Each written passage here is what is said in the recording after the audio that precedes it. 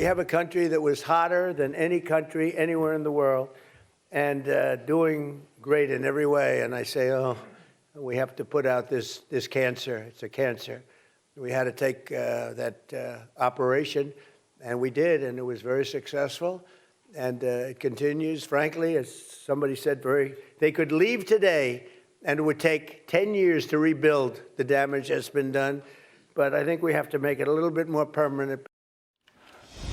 We are almost 3 weeks into Operation Epic Fury. No slowdown from American and Israeli forces, but Iran is still attacking Gulf neighbors. Oil is climbing, and NATO allies remain on the sidelines.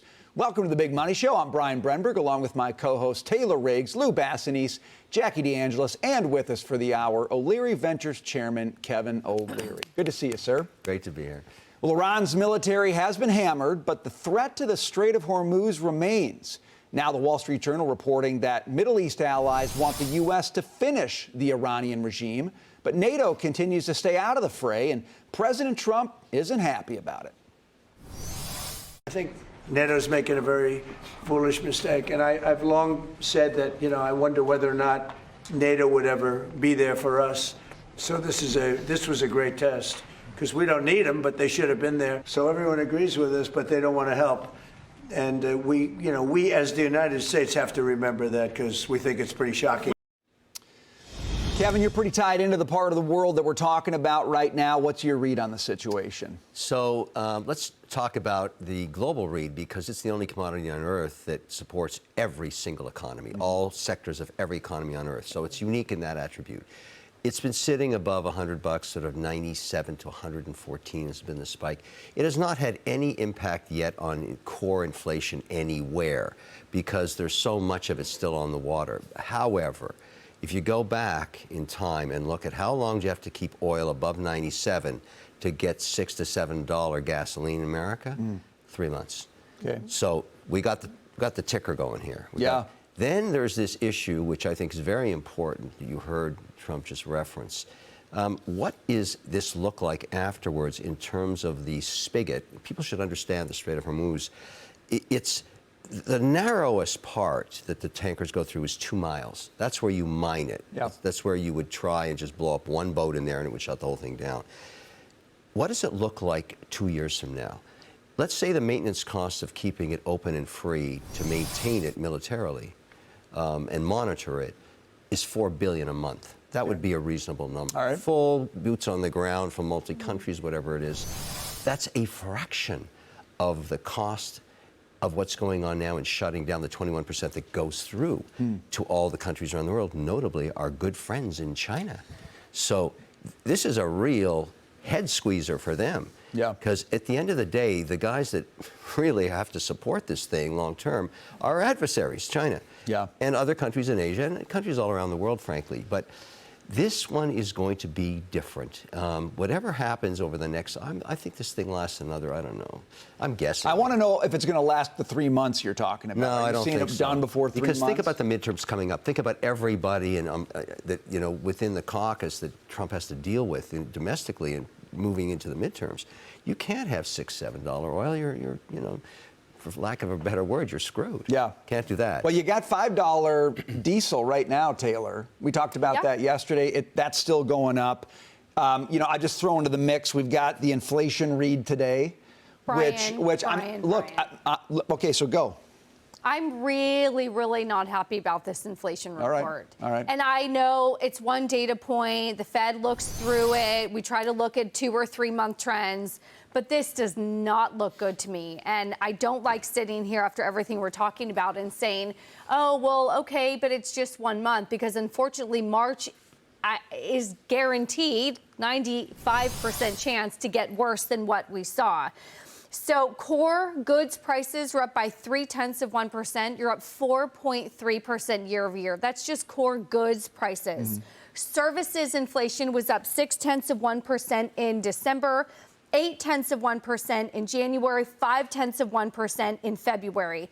It's going down, but it's still increasing overall. Year over year, we're up 3.8% year over year. What I don't like is that prices rose in food, alcohol, investment in Vice Securities, which we could talk about, fuels, trucking, inpatient care. Now, they fell for apparel and footwear, but they're rising, and I just don't like it. Fresh and dry vegetables were up 49%. So there's something going on. Maybe it's a one-off that we could debate, but I don't like the trend, and I don't like that we're going to sit here and think that March is going to get worse. Well, I agree. I mean, Kevin, I think, put his finger on it, right? Oil is the one commodity that it touches everything. Every category there is going to be impacted by higher oil prices. March is going to be a hotter, probably, based upon what we're seeing. I mean, you get to every $10 of increase in the price of oil pushes up the price of gasoline by 25 cents for the next 2 months. So you're going to see it impact all types of delivery, fertilizer, everything that impacts the entire global economy. Right now, there's a slow stranglehold coming on until the Strait of Hormuz gets reopened. Okay, so Jackie, do you read this as the trend is not your friend today, or do you read this as we're in the middle of kind of a big one-off, don't lose your mind about what's happening in a 3 to 4 week span? We're in it. We're in the thick of it. But all the analysts are saying that while we're in the thick of it, we are winning. A few things happened overnight that caught my attention, I think are important. Another top leader taken out by Israel.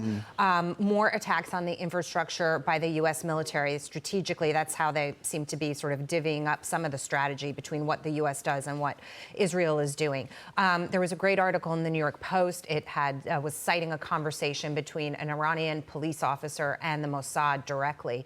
And that officer was begging Mossad to come in and help liberate the people. So things are starting to crack on the ground. Now, I hear everything that everybody is saying about oil right now. I just remind you, as Dagan brought up yesterday, the crack spread for diesel, and this speaks to the inflation aspect of it, is 80. It hit a peak of 83, I believe it was, after Russia-Ukraine. So we started the conversation by talking about NATO, and I want to go back to that for a moment, because as we're living through this, as we live through Biden inflation, as we live through Biden basically not taking any warning from Russia and just allowing that invasion to happen, knowing that the U.S. was going to step in and spend hundreds of billions of dollars on a fight that you could argue necessarily wasn't ours, that surrounded this idea of Ukraine joining NATO, which brings us kind of full circle to what is this all about, and the pain that you're willing to endure that past presidents have put us through.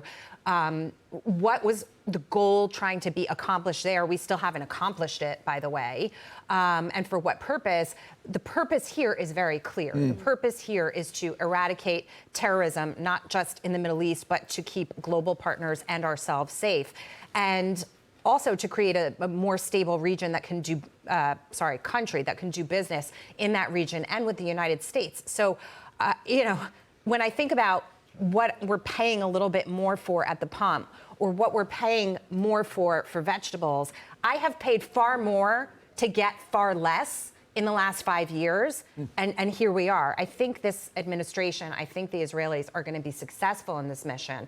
I just urge everybody to keep that, even keel, calm head, patience is a virtue. On the comments on NATO, it is going to be their problem. Listen, BASF, the German chemical company, just said this: "We are increasing our prices on all products in home care, industrial, institutional cleaning, and industrial formulators in Europe by up to 30%, effective immediately or as contracts warrant." So this is going to be a European problem, because BASF in Germany just said, guess what? Our European products are going up 30%. And Germany has been probably more vocal than anybody saying this is not our fight. Kevin, I want to ask you about the Gulf states. Wall Street Journal reporting they want the U.S. to cripple Iran's regime. I mean, essentially, they want the regime gone because that regime has attacked them. And it's not just been military assets. They've attacked civilian assets. They've attacked energy assets.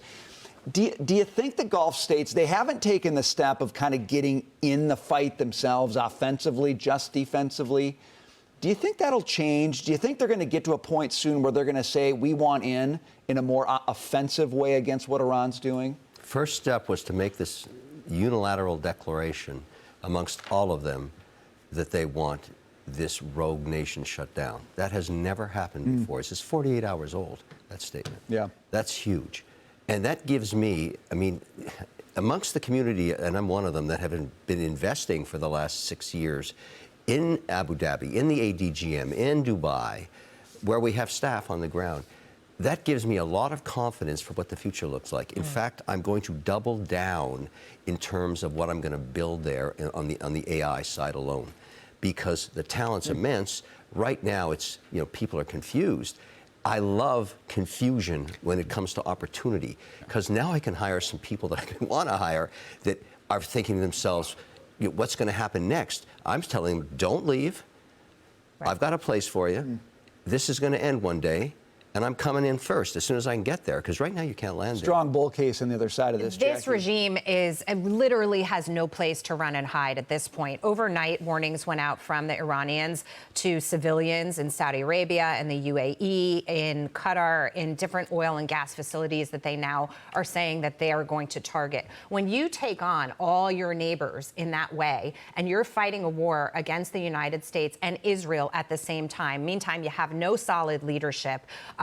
Everything on the ground is complete rubble. Your infrastructure has been attacked. The only thing they have left is the Strait of Hormuz to hold over everybody's heads. And they're going offensive like this against their neighbors. That is not going to end well for them. They have no friends left. CENTCOM last night on X, U.S. forces successfully employed multiple 5,000-pound deep penetrator munitions on hardened Iranian missile sites along Iran's coastline near the Strait of Hormuz.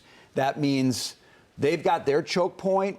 U.S. military has its choke maneuver as well, and I think it's closing in on the Strait of Hormuz. So as the situation in the Middle East continues to evolve, please join Fox in supporting our troops from daily needs to global emergencies. Help us be there for those who serve. Scan the QR code or go to go.fox/Red Cross to donate to service to the armed forces today. Taylor, you're looking at Lululemon and Macy's. What's going on? Okay, what I like about this is like a tale of two different stories. So first up, Lululemon forecast profit and revenue below estimates. They had to bring in an executive from Levi's because the founder, Chip Wilson, is in a huge proxy fight.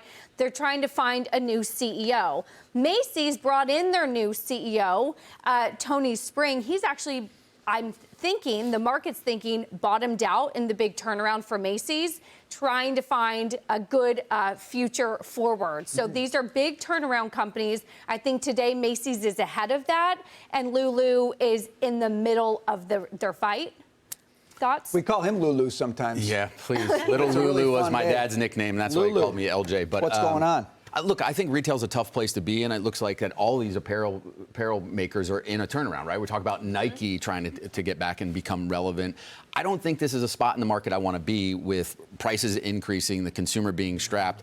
I was at an energy conference yesterday, and the CEO of Diamondback said, look, you got to get used to $70 to $75 oil, because that's the only place we're going to drill more. So $75 oil means higher consumer prices across the board. It's going to hit companies like this the most, in my opinion. So much competition out there. I'm a Viore defector from Lulu, so yeah. I know. As a fashionista myself, what I like to think about is how difficult it is to maintain the portfolio of products that keep consumers coming in, day out.